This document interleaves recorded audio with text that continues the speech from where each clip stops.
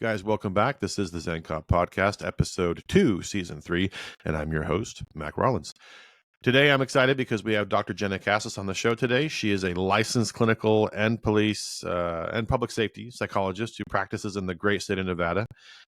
She specializes in providing services to first responders, their families, and a variety of other organizations. She's published a ton of articles, presented at trainings, seminars, and conferences, and she actively consults with agencies and treats individuals to promote law enforcement, mental health, and well-being.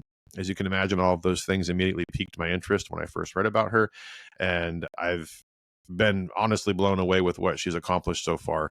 I can't say enough about the, I guess, forgotten and unsung heroes when it comes to the law enforcement community, and that often goes to those who manage our mental health. There's a lot of stigma behind people being honest about seeking help, and I think that most of the time it's kept secret, and that's their own choice and their decision to make. But ultimately, it's people like Jena who keep a lot of us afloat and are oftentimes, the unsung heroes who keep us going. So on that note, I'm excited to talk today, Jena. I know we have a lot to cram into 1 hour, but let's do it. Thank you for being here and welcome. Yeah, absolutely. So I'm a licensed clinical and police and public safety psychologist, and I spend my time split between consultation work, that's working directly with agencies and their leadership, and individual therapy services for first responders. My primary practice is with law enforcement. So I do work with firefighters and EMS, but about 85 to 90% of my practice is with law enforcement. That's really where my passion lies. And when you talk about stigma, my experience comes from seeing it both on the individual and the agency cultural perspective. At the individual level, it's the person, their particular beliefs about what mental health is and isn't, what it means to seek help or not. And then at the cultural level, it's when that individual person walks into the agency, how does that agency shift those things, right? So if they believe it's okay to get help, but you go into an agency where that's not the social norm, how is that going to influence whether or not they go do that independently or not, or if they're going to use agency resources or not? And what I can say, I agree with everything you said earlier in the podcast. It is shifting. There's a lot of agencies that are trying to change the culture, a lot of individuals that are standing up and getting help and being sort of the spokespeople for this. But it's a super slow change. It's like turning the Titanic with a soup spoon. And so even in the 3-4 years I've worked with some of my agencies, I'm seeing shifts, but it's, there's language changing in a policy or a procedure. There's, maybe a talk of a peer support team starting, they're applying for a grant. It's not these huge shifts that you would expect to see, even after tragedies. Even after agencies I've worked with that have had suicides, it's still conversations about mental health services. It's still hiring one person for an agency of 900, let's say. It's not these broad strokes that you would be expecting. So patience has been an interesting thing to have while I'm in these spaces, for sure. Yeah. You bring up kind of like the buy-in factor, which I feel like, and not to say all cops are the same, but just in my agency, I know that if this was presented, hey, we have this, it's about half will go, okay, thanks. The other half would be like, no, I'm not doing that. The actual process for starting anything, and that's a common question is, I think, what do I do? And I think to the concept of just, making that initial first contact, because everyone's afraid to do that. They don't want to say, hey, I'm not suicidal, but because everyone just freaks out, maybe not coworkers, maybe not your, immediate supervisor, but once you start traveling outside of cop world, those words can be pretty catastrophic, but inside the locker room, it's actually not that big of a deal. So how do you think that, everyone knows their body, right? We know how we're feeling. Am I just depressed? Am I stressed out? Am I this? Am I that? I did want to talk to you about therapy because I shared this when we were offline, but I think I should have started therapy the first year I was in this job. I probably would have been not more successful. I would have been, I don't know what the right word is. I know I would have been different in a good way. Mm-hmm. And only about 5 years ago was when I started. And therapy can be pretty hard. when we chatted about this before, you hit the nail on the head. I would kind of almost talk about it like it was dating, and Mhm. you're trying to find the right person. And my therapist, I got lucky. She was the first one I ever got, and I really, really liked her, and it stuck. But she told me for the first few sessions, if this isn't working, it's okay. And I would say, no, it's fine. She goes, no, really, if it's not working, we don't have to do this anymore. And I kind of was like, is she trying to break up with me? Like, what's going on? But she was right. It worked. But for someone who's going through the process, I think it can be really, they already don't want to be there. They already kind of don't, we're one foot out the door mentally. And if one thing, goes, if I hit one more red light, I'm not going to therapy.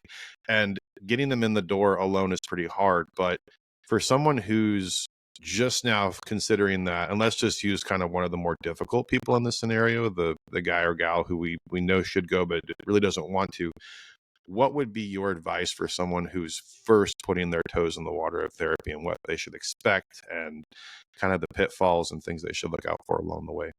Yeah, great questions, and lots of them there. So the first thing I would say is people arrive to therapy in lots of different states. Some people go because they've decided that they have a problem that they think that could be solved through therapy, having that neutral, objective person that can help them problem solve. And so they arrive in a space where maybe they don't know what it's going to be like, but they're open to it. They're at least motivated on their own. Other people, someone else in their life gives them that ultimatum, like, we can't live like this anymore. You've got to go get help. And it feels almost like a forced or mandatory situation. That could be either on the spousal side, partner side, kid side, you name it, someone in their life. Or even further, mandated through work, like a fitness for duty evaluation, someone saying, hey, you got to do this or else you're not keeping your job. Um, Despite, there's research showing people, if they go on their own volition, are going to have an easier time making those shifts and those changes because it's intrinsic. They want it, versus people that have to come to the table and decide, yeah, I actually do have a problem. They have to acknowledge that, be motivated to work on it themselves. And they can get there, but it's a little bit more difficult if they're being forced. Regardless of how they end up in therapy, it's not just that piece that impacts how successful you are. It's also the relationship you can build with the person. So if you land in somebody's office and you want to be there, but you're not feeling it, you're not going to get anywhere with them, right? If you don't feel comfortable, you can't be vulnerable, you don't feel like you trust them, you show up to session, they don't remember any of the details about you, you're talking about things that are important to you, and they're giving you examples that just don't make sense or aren't relatable, it's not going to be a good fit. So what I will also say for people that are thinking about it is it's not just being able to decide there's something there for me, but it's being able to identify someone through whether it's an online directory, looking through, your network and asking people who they've seen, but it's finding somebody that you think you could get along with, and then being open, like you talked about with dating, to pivot if that's not the case, knowing it's nothing personal, and that just because one therapist did things one way doesn't mean everybody else is going to do it that way. Um, when I have conversations with people about picking therapists and going to therapy, a lot of it is about how there's tons of different modalities that somebody can use. This isn't like going to see, maybe an Eastern medicine versus a Western medicine doctor, and you're looking at maybe two types of ways of presenting. There are hundreds of ways that therapists could try to relate to you, and tons of different modalities. So if you want to see somebody that can explain things in more of a sports psychology way, you might see somebody who does more performance optimization work. That's more of like, you're a tactical athlete and they're going to hit it from that angle. If you want to see somebody that wants to talk more about childhood origins of why you have the problems and go deeper back into your history, you might find somebody that's more psychodynamic. And I know these are clinical jargon words, but I'm using them as an example for people to realize they can really look at this from lots of different lenses. So it doesn't matter so much. You don't have to know as the person, what are the clinical jargon words and how do I figure out what theoretical orientation they have? No. But when you go and you read somebody's profile, or you're looking through the directory and they're saying things, they're marketing themselves to you, if you can feel it through that online directory or through that network, the first call, just give it a shot. And when you go in that first appointment, if you're like, oh, I read the room wrong, they didn't list that it was going to be more woo woo, or, we're going to sit in a kumbaya circle, it's not my style, then fine, you gave it a shot, try somebody else. we can go into, if you think this would be helpful, just some actual things people can look at Yeah. when they're looking through a directory. When so part of, I'll back up and say this, part of good clinical practice when you're a provider is also seeking consultation and doing your own therapy and like being involved in the process. So I can even speak on it on my own piece of trying to find my own provider. It took me 3 people. And it's not because these people that I saw weren't good. They were highly qualified. I'd vetted them. I'm in the field. I know exactly what I'm looking for. It was that personal fit. When you're sitting across the couch from someone and you're talking to them about whatever's going on in your life, or you're talking about the way that work's impacting you, you want to be able to have that feel like it's landing, but there also be enough distance and space that it feels objective. If you're sitting across from somebody exactly like you, it can feel like an echo chamber. So you do want someone that is not a friend, but that can challenge you, and someone that you feel comfortable enough that gets you. When you're looking at an online directory, you're only going to be able to pick up so much. And there's tons of these directories that people can go to. Psychology Today is one of them, and I'm not sponsored by or paid by any of these, so people can go to any one of them that they feel comfortable with. Goodtherapy.com is another one. You can go to the APA website, American Psychological Association. If they're looking for somebody with telehealth that's licensed in more than one state, they can go to a place called psypact.org, and they have a directory as well. The Fraternal Order of Police has a vetted clinician website that they're constantly updating with people across the US, so that's another directory. But any directory that somebody looks at, you want to make sure that the person is speaking to having expertise in the symptoms that you're having. You don't have to know that it's called depression or anxiety or post-traumatic stress. That doesn't matter. That's the clinician's job to be able to figure that out. But you should be able to figure out if they have some set of symptoms that they can treat, like, down mood, panic attacks, gastrointestinal problems, from stress, let's say, migraines, flashbacks. These are all symptoms that you'd be able to identify and say, yeah, that's something I'm managing right now. And the provider will be listing these. When you go in to meet them for the first time, I would follow up with that. Hey, so these are the chief complaints I have that are really important to me to address. What's the game plan about that? And if they want to get a history and they don't want to focus on your symptoms, and that's not even part of their treatment plan, that's not a good sign.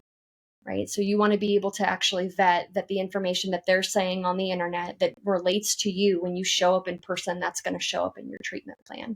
Yeah, I think word of mouth too, for Yeah. if it's local. My big, I didn't want to have I was open to just about anything, but I heard if you get the wrong cop therapist, it can almost turn into just shop talk, and you don't accomplish anything. And I didn't want that. Luckily, I got a cop's wife, so it was this interesting dynamic. So I didn't have to explain everything. She knew the acronym, she knew the bullshit, she knew everything I was talking about, but she had a perspective that was very from the other side, which I really appreciated. So she knew everything, but almost had a very different ear, if that makes sense, to listening and understanding things. And I've heard other experiences, just it didn't jive.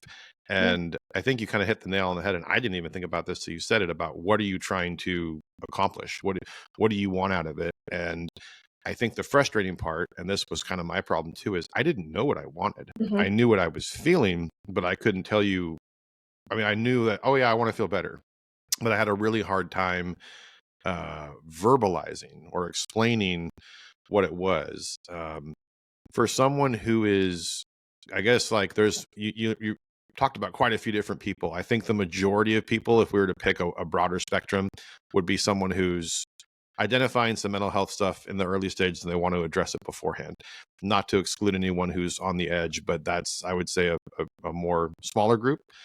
But for the guys and gals who are sort of just getting into it, I mean, I think word of mouth was good for me. The websites would be helpful too, but for someone who is, I guess, just trying to break off a piece and chew on it a little bit, is maybe the best way to start internally, if the agency provides. I'm lucky. My agency does have a list. They go, here's your EAP stuff. Here's this. Here are some people who you can contact.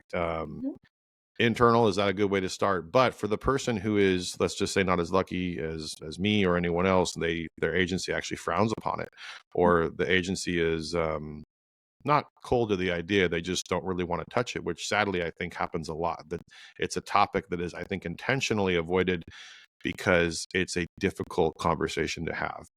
How would that individual um, maybe start pursuing some options in secret? Maybe they don't want to, and I'm throwing a lot of Mhm. questions at you, but it's, kind of giving you the guy who wants help, but he's not going to get it internally. What should they do?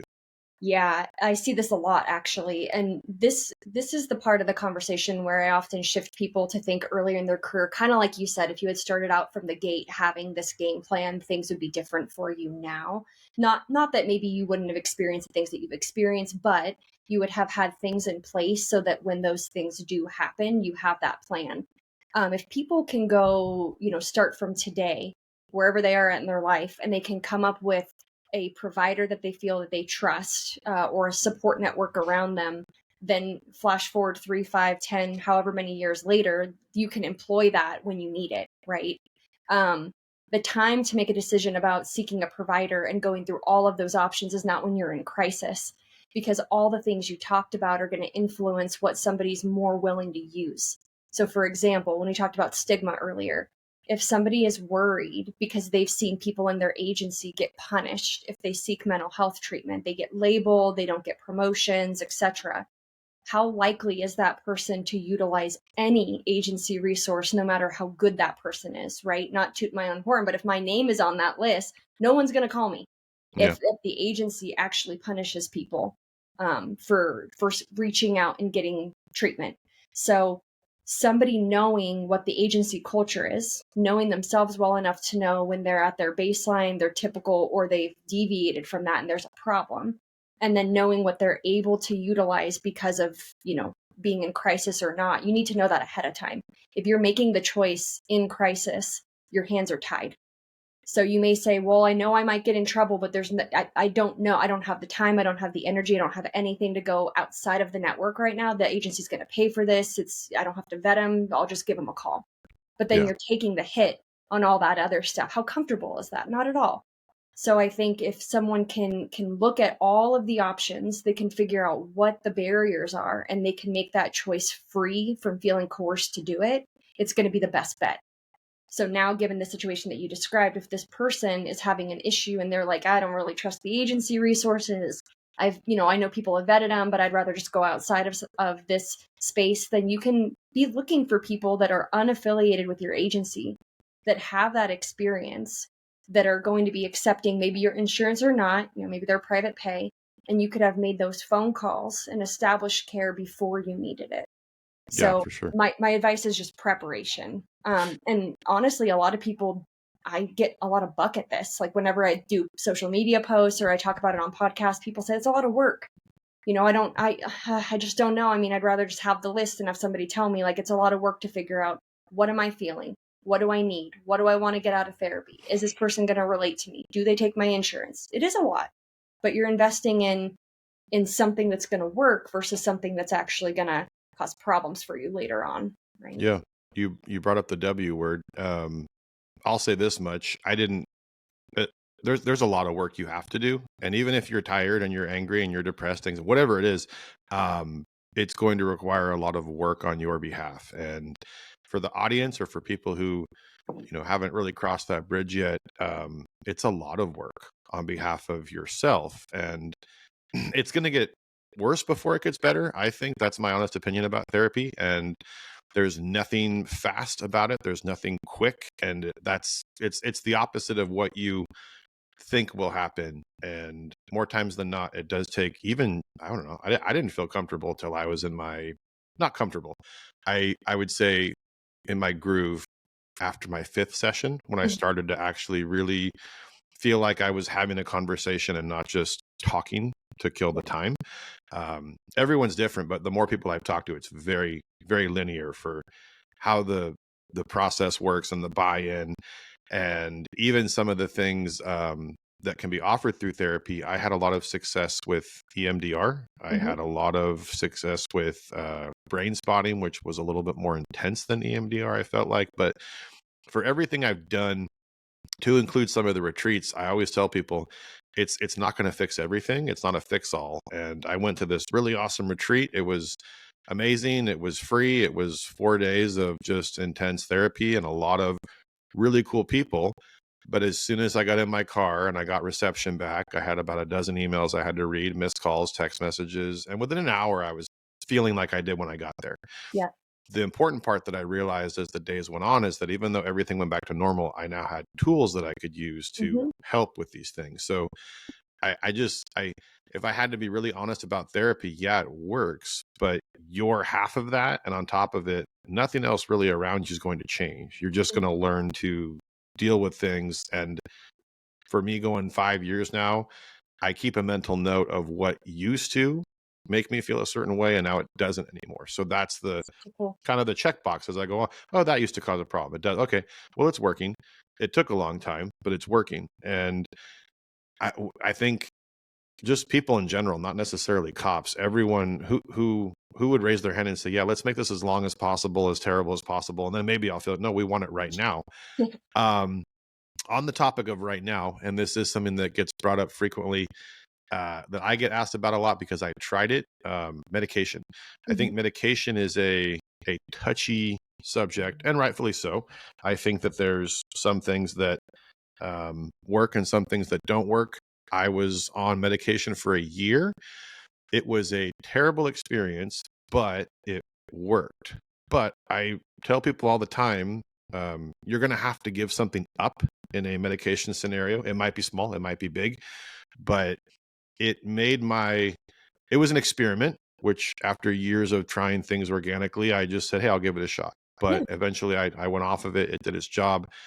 For someone who is going to therapy and they're thinking about medication, I would like to get your perspective on how to introduce that, because that's usually something that I think people go to thinking it'll be an instant overnight fix, and that's not the case. It can be the opposite sometimes. So for someone who's going down the road of medication, and again, going back to stigma and all the other things, how would someone start that process? And is it something that's, traditionally, depending on the doctor and the prescription and all these other things? I was lucky because my therapist really encouraged me to wait, which I was appreciative of. And when it came to medication, she talked to my doctor with my permission, and they had a conversation about what would work best for me. I had another friend who went to his first therapy session, and they said, cool, here's some Lexapro. And he was just like, whoa, whoa, whoa, whoa. I don't want to really go down that road. No, this is what you need. This is that. For someone who's new to this entirely and medication does come up, what are some of the things they should be careful of when going down that road? Yeah, I think the first thing that you pointed out, and I'm glad that your experience was this way, is being able to be open and talk about that and have it be a conversation first.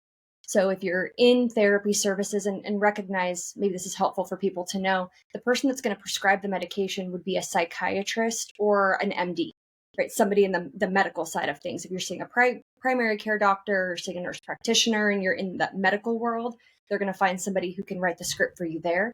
If you're in the psychological world, it's going to be a psychiatrist. So if you're seeing a psychiatrist, because they can do some therapy services, they can write you the script right there, and there may be less of a conversation about it because that's part of their wheelhouse. If you see a psychologist or any master's level clinician, they can't generally, some states they can, but generally they can't prescribe medication, which means they're going to start out by talking to you about all the behavioral strategies that you can use, the coping skills you can use to solve your problems. And then they're going to talk to you about what medication can add, whether or not it's something that you want to do conjoined with therapy or not. What does the evidence say? And then they'll talk to you about things like side effects, and they'll help you make that decision. They can write a letter to talk to your doctor, have you sign a release of information, and they can collaborate with you if that's the route that you want to go. This goes back to the fit of the therapist, though. So if it's important for you to be able to consider a decision and weigh evidence and make an informed decision, you're going to want to find a provider that's going to be a slower roll with that. They're going to say, come in for a session. Let's talk about medication. Let's talk about what your goals are. What are the symptoms you're experiencing? What are you hoping to achieve through medication? Would it be bettered through medication? Can we do this another way? They're going to talk to you about all of that. If you're someone who wants that quick fix like you're talking about, they may want to go see the psychiatrist, sign up for the appointment, start taking the medicine. but it's going to take anywhere from 4 to 6 weeks before you have the right dose in your system, your body's acclimated to that, and you're actually seeing the results that you're looking for. Also in that time frame, the doctor may decide that they need to change the dosage, and so maybe it was too high or too low. It's a process. So even if you say medication is right for me, this is the route I want to go, prescribe it, it's not an overnight thing. It just depends on where you're feeling as the patient you want to go. And even the exit, and it wasn't my experience. I found was very similar. Just getting off of that medication can be pretty wild. There was a good month where it was not good, and titrating, I think, is the phrase, but I didn't enjoy it. And when I was off, I felt different, but I felt normal again. And that's I hate the word normal, because I feel like we keep saying that, but normal, I want to feel normal again. Well, normal can mean what you used to feel like before you were making progress. What is normal? I don't know. I think that normal changes every year for people. So, yeah, I think for most cops, the mentality is going to be a quick fix. And I think when they figure out this is going to take too long, most of them will walk out. I've been a really big advocate for things that you can do at home. Meditation is a big one. Literally just taking time alone for yourself. People think meditation, they think it has to be this big grandiose thing. It's actually quite simple. You don't have to do anything crazy. It's just time alone with yourself to be quiet. Small techniques, but I do want to talk about some of the things that you offer. And one of them is the program, and that's called the Ridge. Is that specific to Reno? So this is just my private practice in general, and it is for anybody in Nevada and then in any PSI-packed state. And there's more. Sorry, can we talk about that real quick so people who don't know what that is? Yeah, absolutely. So PSI-packed is an interjurisdictional compact that allows anybody that's a part of that in any participating state to be offered telehealth services. So I'm physically located in Reno, Nevada, and that only allows people to come see me, in that very small space. But if I get licensed through this compact called PSI-packed, then that extends my reach to all these other states. And I won't list all of the states out if anybody's interested in the 30 plus states that are part of this. There's a lot of them then. Yeah, there's a lot of them. There's a map on PSIPAC.org, and you can see that. But it allows anybody to contract with me and to be able to receive services. I have to be in my state, and they have to be in their home state. I have to be able to abide by whatever the laws of their state are, but it gives people access to me over telehealth. Because I don't know, is that a California approved? So let's dive into that. How, if I mean, I don't know if you know the answer to this, but what is it? Legislation? Is it? Yes, it's legislation. So can we talk about that a little bit on the process and how easy or difficult that is?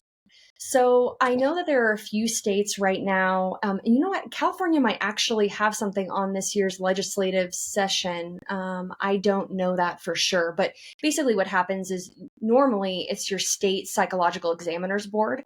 Okay. They have legal, they pay money into, legal lobbyists, and they'll go and they'll try to be a part of this legislation. It's all about accessibility to care. And so a lot of states have put things on their ballot. The issue is it becomes it's kind of territorial, right? If you're going to open it up to allow other people to provide telehealth services, then people may go out of state to serve clientele. And so I've seen people on both ends, people that are for it, people that are against it.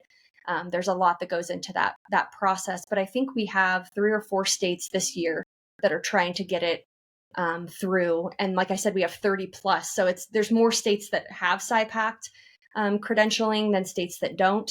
I think most people recognize if you open up access and you give people more options, that allows, especially for specialty care, it allows people to have more of a pool to pick from versus each provider needing to get individually licensed and be present in those states. It's just impossible. I mean, for Nevada alone, I think the last time I looked, we have close to 700 psychologists, like active psychologists in the state. There's other mental health professionals, but I mean, if you think about that, that's nothing. It's like 700. Yeah, some people would say that sounds like a lot, but it's not. That's actually a pretty scary number. Yeah, super scary. And then when you think about other states like California, like my license number is 1,089. I'm the 1,089 psychologist to be licensed in the state ever. That's crazy. You look at California, you guys are in like the 20, 30,000s. Yeah. So it's totally different, right? And per capita, that's still not a high number, which No, is and kind of scary. yeah, and that's why people are looking at accessibility. How do we have more master's level credentialing? How do we incorporate even people at the bachelor's degree level, as specialists? What can we do as far as opening it up to telehealth? It just gives people more access to care. I could see telehealth being the new so I'll be 40 this year, but the next generation, I could see them almost completely dependent on telehealth and not in person, and almost maybe even prefer that as a means of communication compared to what I think. I don't know how old you are, but I prefer face to face. Yeah, Um, you same. know, but if that's the new way of doing business, is that something that's going to be more available or abundant in the future, where they could just use their phone and talk to someone on FaceTime or Zoom? Is that Yeah, pretty yeah. common? When I was going to school, when I was in grad school, they treated telehealth like it was its own special subspecialty, sort of like Hmm. somebody would be trauma trained. Telehealth training was like its own niche. And if you didn't get training in this, you weren't doing it. Hmm. Then COVID happened, which we Yeah, know shifted everything for yeah, everyone. And it became like, you have to know how to do this if you want to be able to provide services at all during this pandemic. And so it turned into being something that was a specialty to something that was just now a foundation for yeah. everybody's practice. There's been tons of research on the modality that people deliver therapy in, if it's in person or if it's virtual, is there differences in outcomes? And it's pretty comparable. It does depend on the person, it does depend on their problems, and it does depend on the safety of the environment from which they're videoing you from. There are some cases like with treating domestic violence and things like that, where you may not want them to be in the home environment virtually. You may want to Oh have a yeah, safe clinical space to do it from. But beyond that, generally speaking, it's pretty comparable. And yeah, we're seeing a huge increase in people wanting to do things from telehealth, and maybe not just because discomfort of being in person, but just geographically, it's hmm, less possible. It's also, there's this huge push right now with AI and whether or not people getting advice from Chat GPT and all oh sorts yeah, of AI platforms, if that's safe. The American Psychological Association has come out and talked about there needing to be restrictions for what types of questions people can ask of these AI chatbots and, responses, and who's governing that. So I think virtual is moving in a direction where, yeah, that's just going to be the norm and offered, and people can do that if that's what they feel. But I also think we're even going more far extreme into the AI world, and that'll be interesting to see where it takes us. yeah. It would be it's weird because and AI is pretty wild. It's Mhm, very accurate. It's kind of mhm, scary accurate, but mhm, there is something to be said about the human element. And uh, I could read my therapist after seeing her for so long. mhm, I could tell if it was a bad day or a good day. I mean, at the end of the day, you guys are still human. mhm, Or I'd walk in, I'd see the people walk out, and I always went after this couple, and I could tell how the session went as they were leaving. It was just kind of obvious. Either she'd be really fast out the door and he'd be kind of lingering behind her, or sometimes they'd be walking out together talking. Um, on the days where it was a bad day, I would go in that room and the room would literally still be warm. It was warm from just people being emotional mhm, and like almost muggy and hot. And I'd sit down and kind of go, "So, how was your day?" And she'd be mhm. like, "Oh my God." Like it was just, obviously she wouldn't talk about what happened, but I could just tell she just had a really rough hour. Yeah.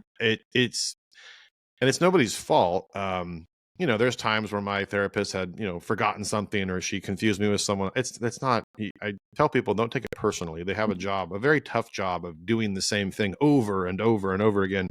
And an expectation for them to get it perfect every time is completely unrealistic. And Mhm, um, I've had a few sessions where, she would tell me how she was doing. And sometimes it really was nice to kind of just hear stuff that she mhm. had going on. And we would kind of compare notes, and that would be the session. And Yeah. maybe that day I didn't have a lot to say, but, kind of hearing that she had her own issues still made me feel, okay, maybe I'm not alone in this. And Yeah.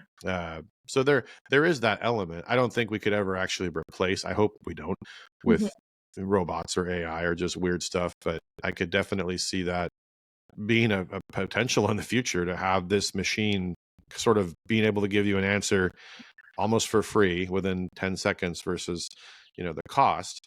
yeah. Which for some people, if you're going to therapy a lot, for some people that could be a car payment, that could be, Mhm, a lot of money. if we can kind of change gears and go into the financial aspect of things, I don't know what it's like in Nevada, but for us through EAP, Mhm. you can get a handful of sessions. Can you hear that in the background? The chicks? Yeah. So Yeah. just so everyone knows, we have chicks in my garage right now, so I apologize for the noise. I'm at war with the raccoons. They killed a few of my birds last week, so we had to get new ones. So those are the chicks. They're being very active right now. But for people who are looking into this, and I know that financially, let's just say they're already going through a divorce, they're already doing this, they're in financial ruin as it is with their current life. Um, it would really make me it would truly make me very upset if I knew that people were saying, nope, not going to do it, can't afford it. Mhm. That's a dangerous thing to say. I can't, but it's a reality. I can't Mhm. afford therapy. Mhm. I don't know what prices are like in Nevada, but let's just call California 150 a pop. So you're spending $150 once a week if you want to stay consistent, because that's Mhm. usually the goal, is let's do it once a week. So that's a lot of money for some people, and for people who are going through it, that could be too much money. Yeah. What are some of the alternatives that people can use, whether it's through EAP, which can be like pulling teeth? Because again, Yeah. I know we're kind of use that disclaimer. Every agency is different. But I would say a common theme is that EAP is a semi-difficult Yeah. entity to deal with. Yeah. What are your thoughts on that? And maybe even some resources that people can utilize if they're desperate, they can't afford it, but they want it. Yeah, absolutely. So, yeah, I just want to sort of be with people and say that I know that spending money on anything that you don't anticipate you're going to need and that you're not going to see the effects of for a while can feel like a difficult thing to do, sort of like getting a gym membership, Mm-hmm. putting in the work for a while and saying, this is going to pay off this summer, 9 months from now, Sure. or whatever the deal is. It's hard to put in that investment, especially when the cost of everything is rising right now. Oh, yeah. I also, though, if I'm the opinion that if you don't prioritize your mental health, that's going to show up in other ways. That's going to end up draining your money anyways, Oh, right? yeah. So the people that are going through the divorce, how much of that is related to not having taken care of things or prioritizing communication, right? Where if you had been going to therapy or learning skills or staying invested in that, is any of that preventable? I don't know.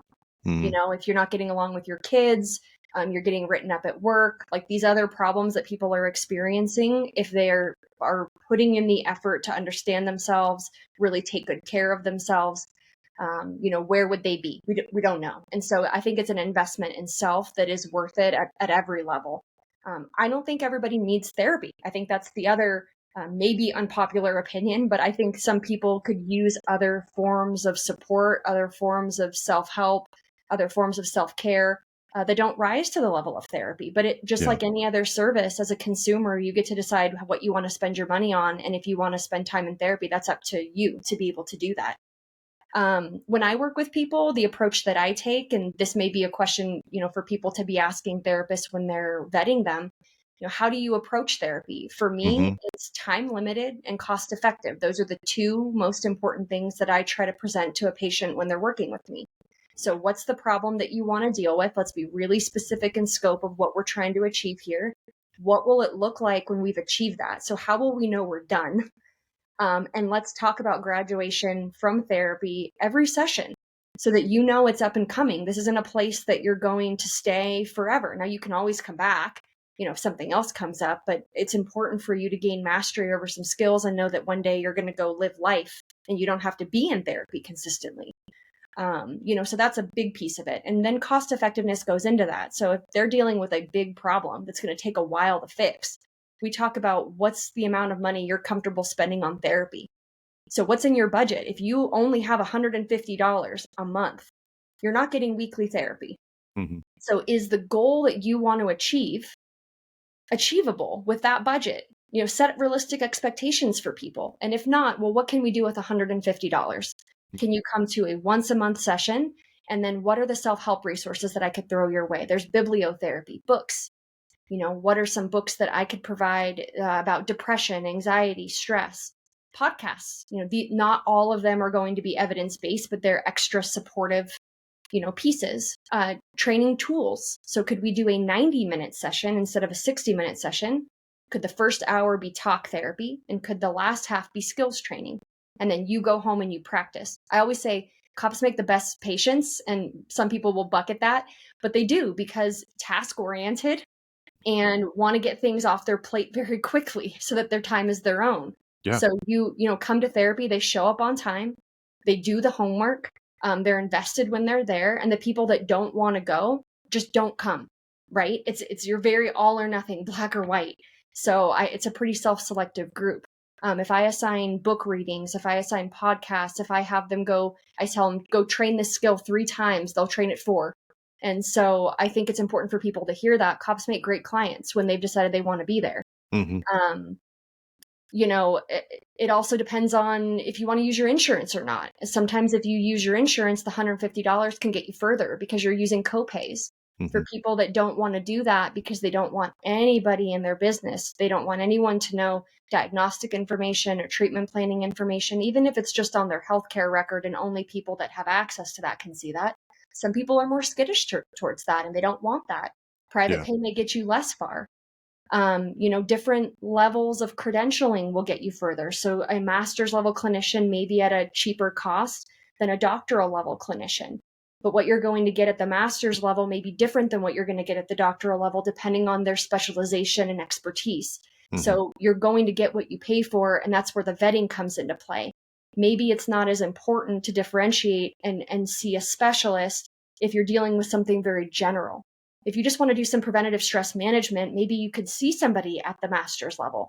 If you want to deal with PTSD, specific chronic insomnia, you may want to go see somebody that's a specialist in that, because your $150 is going to get you further and they're going to graduate you quicker because they're going to use the evidence-based treatment for that. Mm-hmm. So I know it's a very, very complicated answer to what seems like a simple question, but this is where people have to put the work in to decide, what do I need? Where do I think I'm going to get the most bang for my buck? And then is my goal realistic? Because I have had people call me and say, number one, I can't afford your services, which is true. Some people can't. But number two, even if I could afford your services, it's not what I expected therapy to cost, so I wouldn't pay it anyways, right? It's not really about whether or not they wanted to pay. It's just not what they expected therapy to cost. They don't want to prioritize that. So people have to answer for themselves, how much are you willing to spend? You can walk into a gun store and you can buy a gun for $400 or a gun for $3,000, right? Mm-hmm. We know there's a lot of variety in between those two things. It's what you're looking for. It's the same thing in therapy. You can get a whole bunch of different services. You have to know what you're willing to spend on it and essentially what you really need in that time before you go and you decide where you land. Yeah, I think that's a really honest and fair assessment. And I think something's better than nothing. So if you're going once a month, I mean, it's something. And everyone kind of scoffs at it, but all the other stuff you can do, the whole thing about drinking water and just going for a walk once a day is going to change your mental health. There's nothing that can dispute that. And you may even go, oh, it's not going to do it. Well, try it. Pick a hobby, do something, exercise a part of your brain. It can all help. But yeah, I think that there's a variety of, but then they may use that same excuse. Well, it's too expensive. I just won't do it.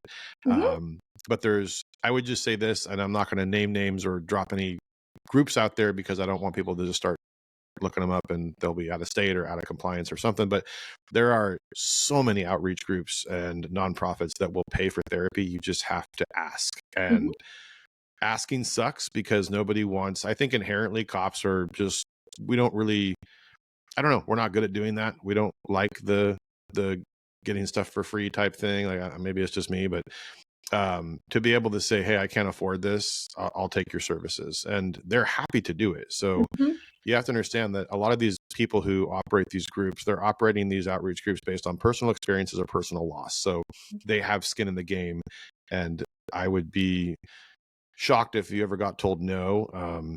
They'll find you something. So dig into the inner circles and try and find those groups that are out there. But for people who are, maybe we won't concentrate on financial so much, but it's more of the internal strife that they're dealing with agency wise. What do you see as, I guess, if someone was trying to introduce a program, right? You mentioned wellness programs earlier. Our agency started one a while ago. It was a little, they have to, it has to be a wide net, right, to catch everybody. If it's too specific, you might lose half the audience. But if there are people out there who are looking at trying to introduce some type of wellness program and it's a foreign concept to that agency, Mhm. where should they start and what should they be looking for? Yeah, that's a great question. And if I had it my way, where I would have all agencies start is at a needs assessment. And the reason for that is a lot of agencies will come to the table, they'll send somebody to a training, or they'll have a neighboring agency that has something in place, and they'll just want to repeat that. They'll say, well, this program with a peer support program really worked. This agency over here that has it, or I learned about a chaplaincy program, or so and so has an EAP where, people can just pick up the phone line, or they have an embedded clinician, whatever it is. They just want to sort of roll that over and have that at their agency. But what they Yeah. haven't done is the work to know what their agency actually needs. And way back in the beginning of our conversation, we're talking about stigma. A big piece that a needs assessment could identify is where people are getting caught within the agency culture that are the barriers to wellness. So if the agency says they're really open to people getting mental health services and they're providing things already, they're having conversations about developing new programming. Let's say they already have a peer support team established, but now they want to embed a clinician. But then you look at their usage rates and you realize no one's using it. It doesn't make sense to invest more money in new programming when what you could do is take the money and fix the programming you have, right?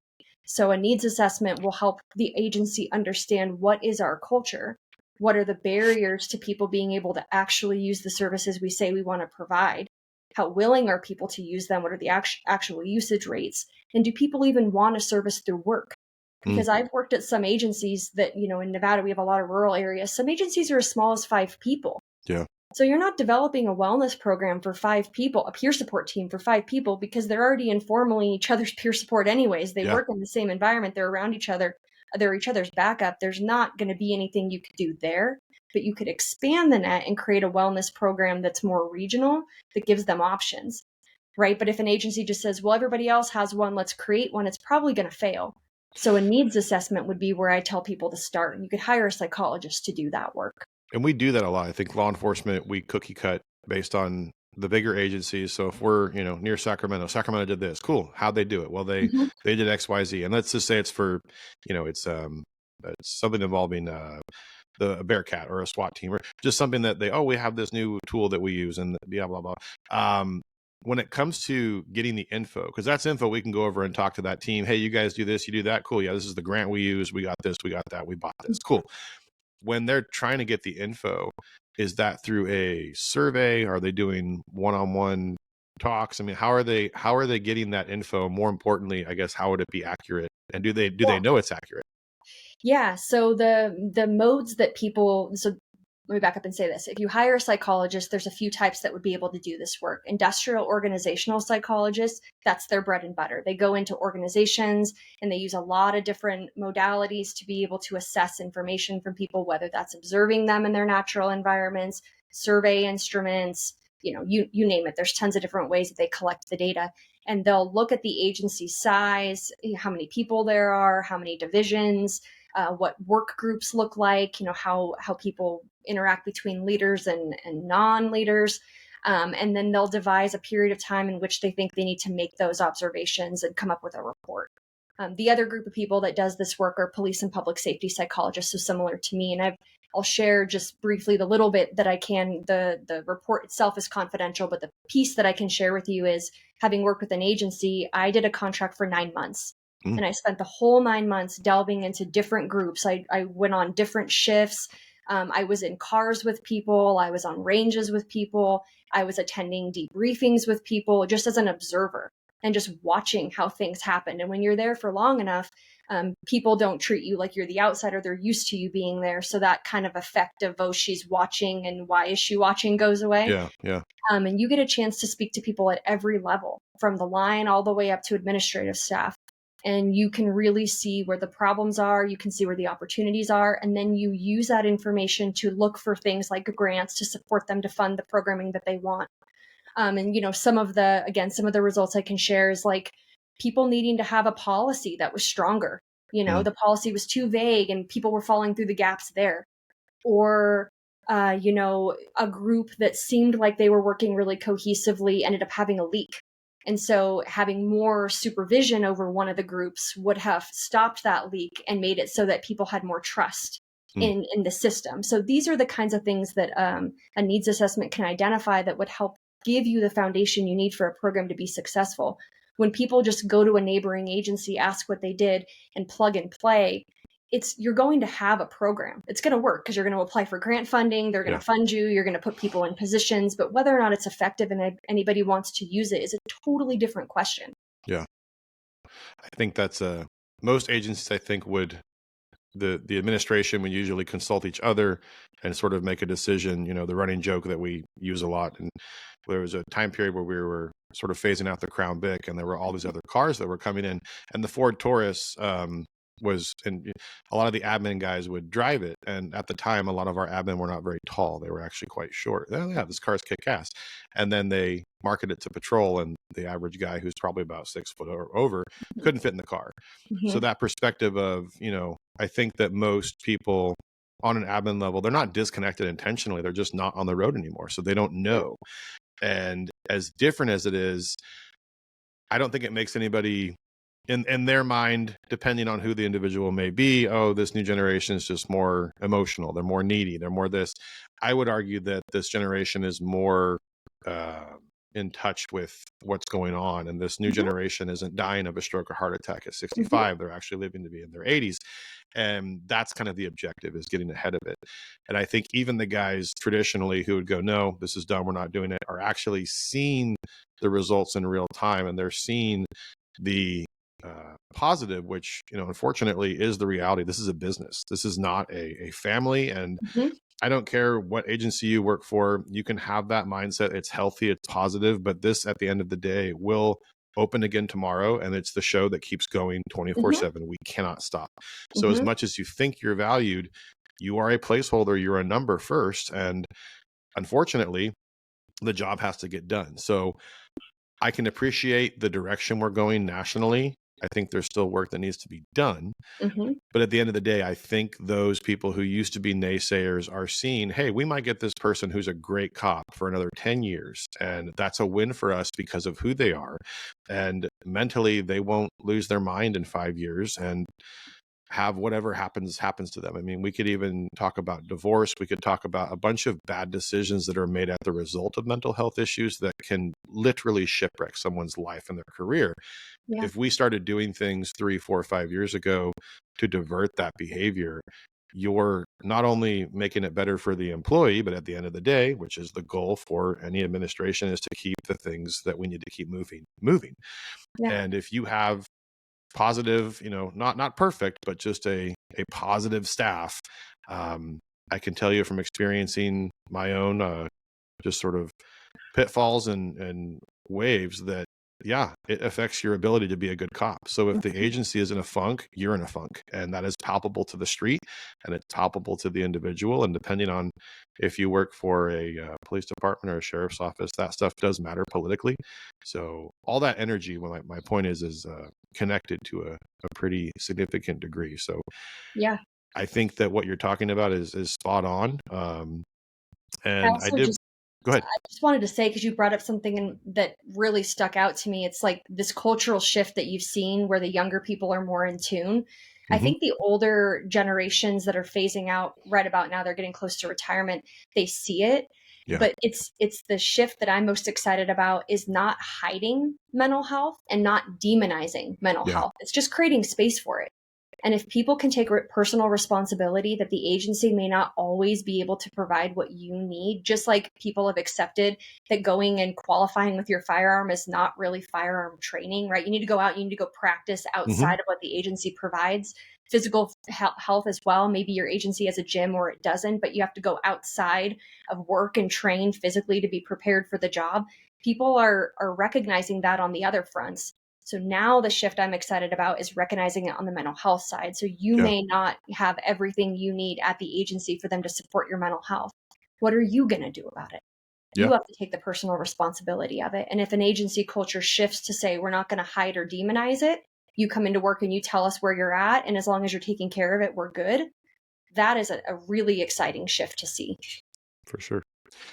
Before we wrap up, can you talk a little bit about, I don't know, we mentioned kind of geographically you're in Reno, but Mhm. if people would like to reach out to you, utilize your services, and let's just even say it's someone who would be willing to travel, Yeah. what do they need to do and how do they get in contact with you? Yeah, so the first thing I would suggest is just getting a feel for me. So if you go to my social media, I have an Instagram, it's at doc.jena. I post lots of educational content there. Occasionally I'll post a cool picture of some workout I'm doing or something like that. You can see if it's a good fit. I also have links to all the other podcasts that I've done, so you can get a chance to hear how I talk about different topics and whether or not you think I'd be a good person to be able to help you solve some problems that you're working with. If that's the case, then you can go to my website, www.theridgenv, like Nevada.com. I have a contact me section on there. You just send me a quick message and I'll reach out to you. Awesome.